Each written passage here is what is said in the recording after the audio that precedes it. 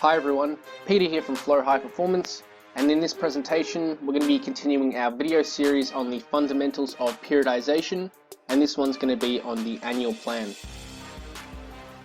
So what is the annual plan? Essentially what we're doing is we are creating a general structure of the training year so that we have basically a direction to head towards. So it's a very, very broad plan. It's not very detailed at all. So an analogy I like to use is that the annual plan is like a compass on a long trek or a long journey. It tells us the direction we need to head towards, but it doesn't tell us the route to get there. So what do we need to plan with the annual plan? So the first thing, and probably the most important thing where we need to start, is the competitions and matches. So depending on if it's an individual sport or a team sport, we will put in the calendar what competitions we need to do, or if it's a team sport with a season, we'll put in all the matches, so the fixture for the year. We'll also then put in any holidays or breaks from training that the athlete will have or the team will have. And by putting these two things into the annual plan, we can then establish when the athlete or the team needs to be at their best. So basically, when do they need to perform at their best? Obviously during the season or during the important competitions.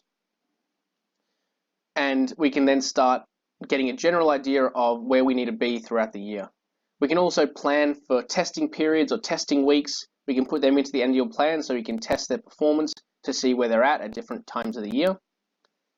And then we can start breaking the year into periods. So while we have the competitive season or the competitions, and we have the holidays and breaks from training, we can then split the year into periods of the off-season, the pre-season, the competitive season, and the transitional periods. So what do we not want to plan in the annual plan? So the mesocycle or the training week, we don't want to plan exact volumes and intensities or exact exercise prescriptions. And the reason we don't want to plan these things in the annual plan is because our plans are likely to change throughout the year, depending on injuries, travel, etc. All those sort of factors. Things will change. So these are great to plan in the short term when we're basically maybe in the near future. We can plan these exact prescriptions of exercise volumes and that sort of thing. But when we're doing the annual plan, we want to keep it nice and broad and not do anything too detailed because things will probably change. And the product we end up with in the annual plan, so we'll start with having basically a calendar of the months and the weeks. So we've got the months here and the weeks 1 to 52 the whole year. We then would put the games and the testing periods in and the holidays. So let's say this is, for example, some sort of team sport, and this is sort of the in-season period here. Maybe these games here are practice matches, and we can color code them so the darker matches can mean, the darker squares can mean more important matches, and the lighter squares can mean less important matches. Whether that's maybe a weaker opponent, whether maybe these darker spots mean that we have more than one game throughout the week or something like that. Holidays, so this is when the athletes are going to be away or not at training. And then testing periods, maybe we want to test them a few times throughout the year to get a general gauge of how they're traveling and how they're progressing.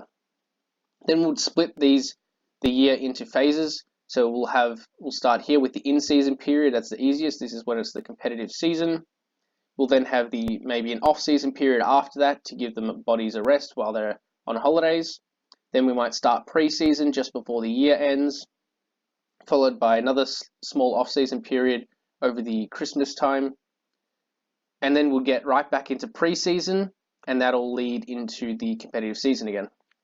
So that's it for this presentation, guys. Thanks for watching, and hopefully you got something out of it. Make sure to stay tuned for the next videos in this video series.